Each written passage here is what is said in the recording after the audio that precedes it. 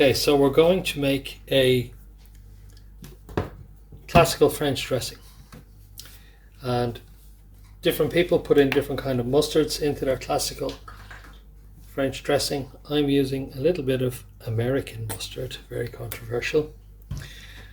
I'm going to use a little bit of whole grain mustard, also very controversial. Originally people might have put Dijon mustard. Some people would prefer English mustard. So we have two kinds of mustard. I'm going to put a little bit of black pepper in there. I'm going to put a half teaspoon of salt and pepper mixed in there. I'm going to put a teaspoon of herb de Provence.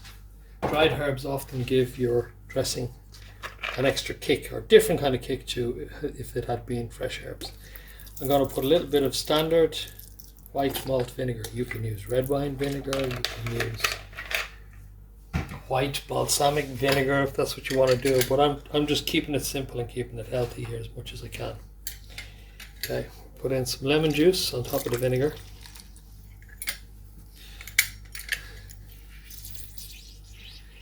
Now that's the juice of one whole small lemon. And how much vinegar should you put in? Well, you can put in as much or as little as you want. I have probably put in about a dessert spoonful of vinegar. You give it a little mix. And what you're doing is you're mixing the vinegar and the mustards in together. The mustard will act somewhat like an emulsifier. This is a good quality Italian extra virgin olive oil. I'm going to pour in a stream.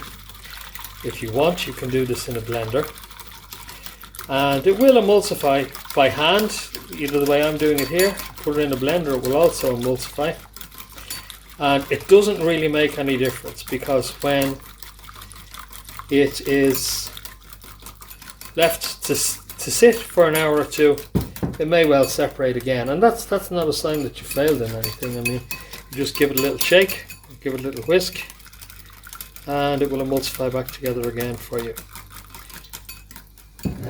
So there we have it. That is just standard everyday French dressing, oil and vinegar dressing, aka